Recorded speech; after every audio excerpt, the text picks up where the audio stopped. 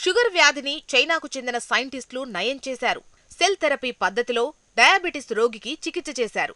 ఈ చికిత్స విజయవంతమైనట్టుగా చైనా షాంఘైలోని చాంగ్జెంగ్ ఆస్పత్రి వర్గాలు ప్రకటించాయి. ఈ ఆస్పత్రికి చెందిన సిబ్బంది సెల్ థెరపీ విధానాన్ని డెవలప్ చేశారు.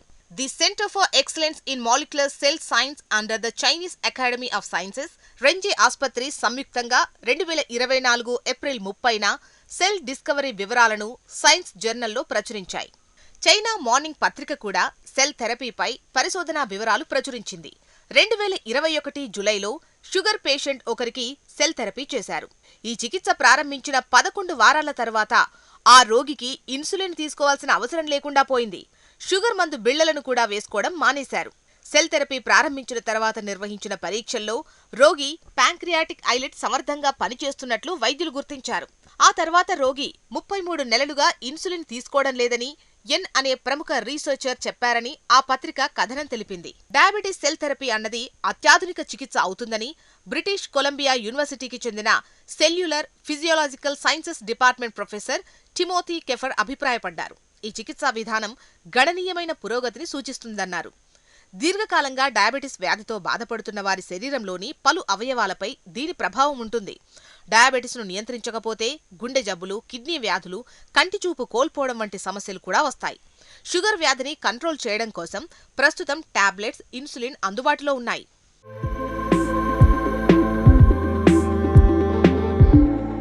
ఈ ప్రక్రియలో రోగిలోని peripheral blood mononuclear cells ను సీడ్ సెల్స్ గా రూపాంతరం చెందించారు.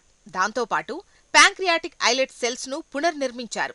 ఈ విధానంతో శరీరానికి ఎలాంటి నష్టం ఉండదని ఎన్సీఎంపీ రిపోర్ట్ తెలిపింది.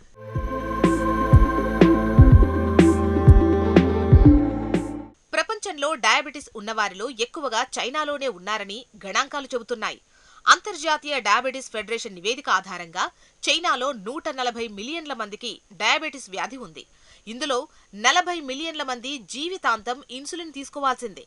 సెల్ థెరపీ విధానం అమల్లోకొస్తే జీవితాంతం ఇన్సులిన్ తీసుకోవాల్సిన వారికి విముక్తి లభిస్తుంది. అంతేకాదు, వారి మెడికల్ ఖర్చులు కూడా తగ్గుతాయని కీఫెర్ చెప్పారు.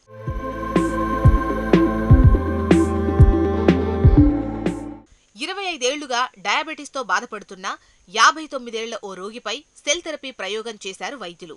ఈ థెరపీ ద్వారా మంచి ఫలితాలొచ్చాయి.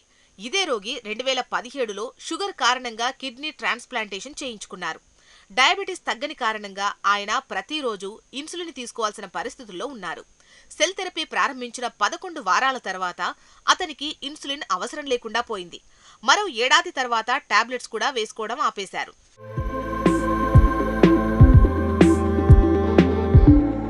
సెల్ థెరపీపై తొలిదశ ప్రయోగాలు విజయవంతమయ్యాయి. ఈ తరహా విధానంపై ఇంకా పరిశోధనలు కొనసాగుతున్నాయి. మలిదశ పరిశోధనలు విజయవంతమైతే ఈ చికిత్సా విధానం అందుబాటులోకి రానుంది. అది ఖచ్చితంగా చక్కెర వ్యాధి ఉన్నవారికి తీపి కబురే.